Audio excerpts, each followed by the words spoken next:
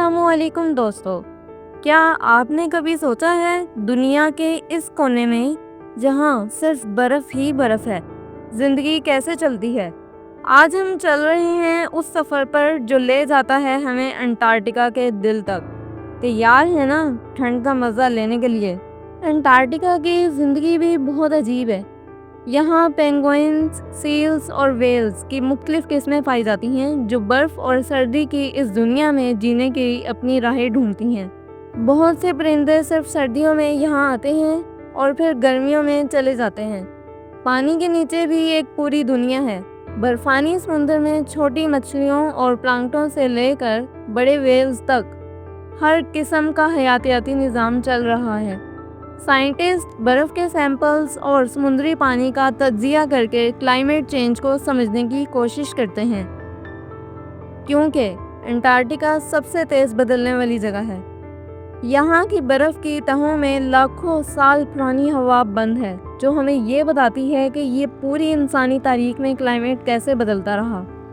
आज भी जब दुनिया भर में ग्लोबल वार्मिंग बढ़ रही है तो अंटार्कटिका की बर्फ़ पिघलने की रफ्तार हम सब के लिए एक बड़ा अलार्म है। ये कॉन्टिनेंट एडवेंचर और साइंस दोनों का मरकज़ है। हर साल कुछ डरे हुए सफ़र करने वाले और एक्सप्लोरर्स यहाँ पहुँचने की कोशिश करते हैं, लेकिन यहाँ आना आसान नहीं। बहुत महंगा और बहुत ख़तरनाक सफ़र है। सिर्फ स्पेशली डिज़ाइन की गई शिप्स या एयरक्राफ्ट्स यहाँ लैंड कर सकते हैं। जो लोग यहाँ रिसर्च करते हैं उन्हें महीनों तक अंधेरों और शदीद सर्दी में रहना पड़ता है। कई दफ़ा तो बर्फ़ानी तूफ़ान इतने शदीद होते हैं कि रिसर्च स्टेशन पूरे के पूरे बर्फ़ में दब जाते हैं। फिर भी ये साइंटिस्ट अपने काम में लगे रहते हैं, क्योंकि जो मालूमात यहाँ से मिलती है वो पूरी इंसानियत के लिए कीमती होती है। अंटार्कटिका हमें ये सिखाता है कि नेचर कितनी ताकतवर है और इंसान कितना छोटा। ये हमारी ज़िंदगी को याद दिलाता है कि हमें अपनी ज़मीन की हिफाजत करनी चाहिए। अगर आप सोचें तो अंटार्कटिका सिर्फ बर्फ़ का ज़ख़ीरा नहीं, बल्कि एक अजीब और ख़ूबसूरत कुदरती लेबॉर्ट्री है। यहाँ कोई बॉर्डर नहीं, कोई जंग नहीं, सिर्फ साइंस और कुदरत की गूंज है। ये इंसानों की कोऑपरेशन का सिंबल है, जहाँ सब मुल्क मिलकर रिसर्च करते हैं। हर रोज़ साइंटिस्ट बर्फ़ की मोटी तहों के नीचे छुपी हुई दुनिया की तस्वीरें लेते हैं, समुद्री ज़िंदगी का राज खोलते हैं और क्लाइमेट चेंज के असरात को समझने की कोशिश करते हैं। यहाँ की खूबसूरती और खामोशी ऐसी है जो सिर्फ तस्वीरों या वीडियोज़ में ही महसूस की जा सकती है, लफ्ज़ों में बयां करना मुश्किल है। मगर दोस्तों, अंटार्कटिका का एक और पहलू है जो अक्सर लोग नहीं जानते। यहाँ के जज़ायर और समुद्री बर्फ़ानी पहाड़ आइसबर्ग। यह आइसबर्ग कभी कभी इतने बड़े होते हैं कि उनका साइज़ पूरे शहर के बराबर होता है। ये बर्फ़ानी दीवारें समुद्र में तैरती रहती हैं और शिप्स के लिए बड़ा ख़तरा बन जाती हैं। हर साल सैटेलाइट्स इनकी मूवमेंट का रिकॉर्ड बनाती हैं ताकि समुद्री ट्रैफिक महफूज रह सके। यहाँ का मौसम इंसानों के लिए मुश्किल ज़रूर है, लेकिन दुनिया के कुछ सबसे खूबसूरत मनाजिर भी यही मिलते हैं। सोचो, सूरज का रोशनी से भरपूर दिन जब बर्फ़ के पहाड़ सुर नारंगी और नील रंगों में चमक उठते हैं। ये मनाजिर ना सिर्फ नेचर लवर के लिए जादू है, बल्कि फ़ोटोग्राफ़र्स और डॉक्यूमेंट्री मेकर्स के लिए भी ख़जाने हैं। इसलिए आपने बहुत सी डॉक्यूमेंट्रीज़ देखी होंगी जो अंटार्कटिका के मनाजिर से दुनिया को हैरान कर देती हैं। रिसर्च का एक बड़ा हिस्सा यहाँ के समुद्री जानदारों के बारे में है।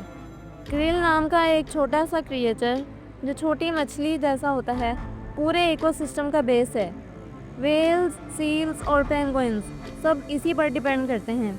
अगर क्लाइमेट चेंज की वजह से क्रिल की तादाद कम हो गई तो पूरा इकोसिस्टम हिल जाएगा।